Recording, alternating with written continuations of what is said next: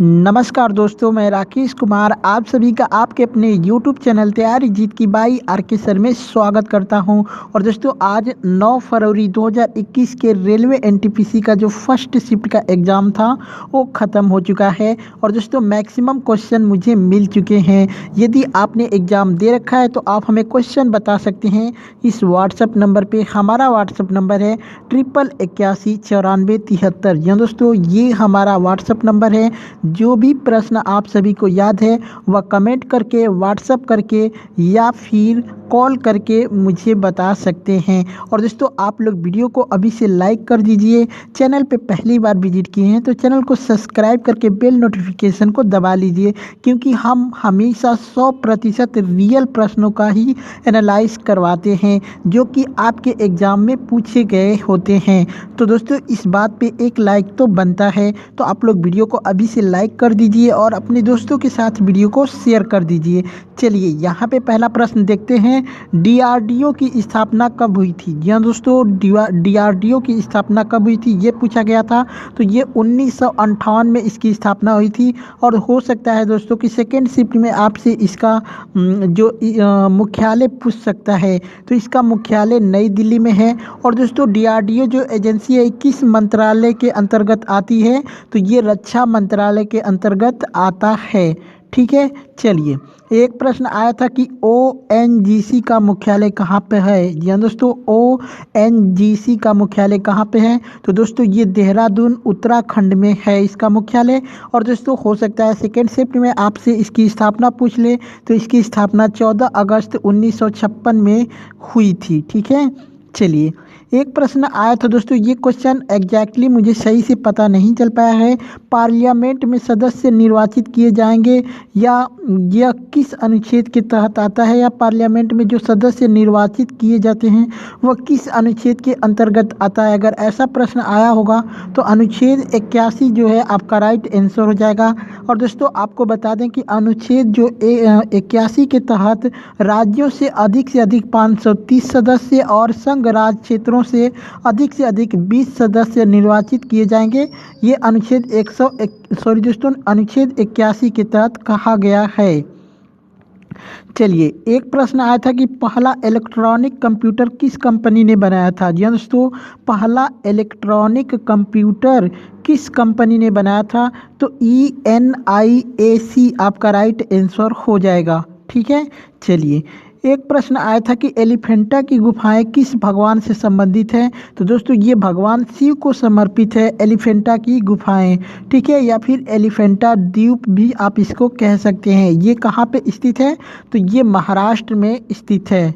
ठीक है, चलिए एक प्रश्न आया था कि पीडीएफ का फुल फॉर्म क्या है। दोस्तों पीडीएफ का फुल फॉर्म बताना था, तो पोर्टेबल डॉक्यूमेंट फॉर्मेट आपका राइट आंसर हो जाएगा, पोर्टेबल डॉक्यूमेंट फॉर्मेट। ठीक है, चलिए एक प्रश्न आया था दोस्तों कि इनमें से भारत किसका सदस्य नहीं है। जी हाँ दोस्तों, इनमें से भारत किसका सदस्य नहीं है, तो शायद आपके ऑप्शन में नाटो दिया होगा, तो नाटो आपका राइट आंसर हो जाएगा। वैसे जिस बच्चे ने मुझे ये क्वेश्चन बताया था वो बोल रहा था कि ऑप्शन में नाटो था, तो दोस्तों अगर नाटो था तो यही आपका राइट आंसर हो जाएगा। बाकी आप लोग कमेंट करके ज़रूर बताइए कि आपके ऑप्शन में क्या क्या दे रखा था। ठीक है, चलिए एक प्रश्न आया था दोस्तों कि अरब सागर की रानी किसे कहा जाता है। जी हाँ दोस्तों, अरब सागर की रानी किसे कहा जाता है, तो दोस्तों ये कोच्चि बंदरगाह को अरब सागर की रानी कहा जाता है। ठीक है, चलिए एक प्रश्न आया था कि भारतीय संविधान को कब अंगीकृत किया गया था। जी दोस्तों, भारतीय संविधान को कब अंगीकृत किया गया था, तो ये 26 नवंबर 1949 को भारतीय संविधान को जो है राष्ट्र को समर्पित किया गया था। ठीक है, और दोस्तों भारतीय संविधान को कब लागू किया गया था, तो 26 जनवरी 1950 को ये भारतीय संविधान को लागू किया गया था। ठीक है, चलिए एक प्रश्न आया था दोस्तों कि यूएनओ के स्थायी सदस्य और अस्थायी सदस्य कितने हैं, तो दोस्तों अगर स्थायी सदस्य पूछेगा तो 5 हो जाएगा, अस्थायी सदस्य पूछेगा तो 10 हो जाएगा। और दोस्तों ये टोटल मिला के 15 सदस्य हो जाएंगे। ठीक है, चलिए एक प्रश्न आया था दोस्तों कि विश्व बैंक की स्थापना कब हुई थी। तो दोस्तों विश्व बैंक की स्थापना जो हुई थी ये जुलाई 1944 में हुआ था।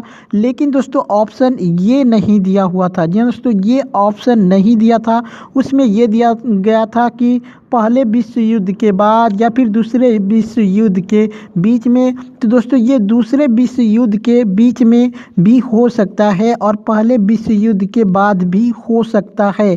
आप लोग ऑप्शन कमेंट करके मुझे ज़रूर बताइएगा, क्योंकि दोस्तों ये दूसरे विश्व युद्ध के बाद हम इसको नहीं कह सकते हैं, क्योंकि जो दूसरा विश्व युद्ध हुआ था वो 1939 में स्टार्ट हुआ था और दोस्तों ये 1945 तक चला था। लेकिन विश्व बैंक की स्थापना 1944 में हुई थी, इसलिए हम दूसरे विश्व युद्ध के बाद इसको नहीं कह सकते, इसको पहले विश्व युद्ध के बाद कह सकते हैं। तो आप लोग ऑप्शन कमेंट करके मुझे ज़रूर बताइएगा, ठीक है। चलिए, एक प्रश्न आया था कि नेशनल साइंस अकादमी की स्थापना कब हुई थी। या दोस्तों नेशनल साइंस अकादमी की स्थापना कब हुई थी। तो 7 जनवरी 1935 में इसकी स्थापना की गई थी। एक प्रश्न आया था दोस्तों कि कीबोर्ड के डायमेंशन में कितने केज होते हैं, मतलब जो की होते हैं दबाने वाले वो उनकी संख्या शायद पूछी गई थी। आप लोग कमेंट करके मुझे ज़रूर बताइएगा कि ये क्वेश्चन किस प्रकार के थे। अगर केज की संख्या पूछी गई है तो दोस्तों ये लगभग 100 हो सकते हैं। दोस्तों लगभग, ये कम भी हो सकता है, ज़्यादा भी हो सकता है, लेकिन इसको लगभग 100 माना गया है। तो आप लोग कमेंट करके ज़रूर बताइएगा। एक प्रश्न आया था कि माजुली द्वीप का निर्माण कौन सी नदी करती है। जी हाँ दोस्तों, माजुली द्वीप का निर्माण कौन सी नदी करती है। तो ब्रह्मपुत्र नदी आपका राइट आंसर हो जाएगा। एक प्रश्न था दोस्तों कि भारत की ब्रह्मपुत्र नदी और रूस की मस्कवा नदी पर किस मिसाइल का नाम रखा गया है। दोस्तों भारत की ब्रह्मपुत्र नदी और रूस की मस्कवा नदी पर किस मिसाइल का नाम रखा गया है। तो ब्रह्मोस मिसाइल का नाम रखा गया था, ठीक है। और दोस्तों ये विश्व की सबसे शक्तिशाली मिसाइल मानी जाती है। एक प्रश्न आया था दोस्तों कि गोवा के राष्ट्रीय उद्यान कौन है। तो दोस्तों यहाँ पे मैंने सारा मेंशन कर दिया जितने भी गोवा के अंदर राष्ट्रीय उद्यान है, जैसे बोंडला वन जीव अभ्यारण्य हो गया, उसके बाद मोलेलम दोस्तों मोल्लेम इसको कह सकते हैं, मोल्लेम राष्ट्रीय उद्यान, डॉक्टर सलीम अली पक्षी अभ्यारण्य, कोटिगांव वन्य जीव अभ्यारण्य और भगवान महावीर वन्य जीव अभ्यारण्य। तो दोस्तों इन्हीं में से कोई एक आपके ऑप्शन में दिया होगा जो आपका राइट आंसर हो जाएगा। तो दोस्तों इतने सारे प्रश्न मुझे मिले थे, आप लोग कमेंट करके ज़रूर बताइए जो भी प्रश्न आप सभी को याद है।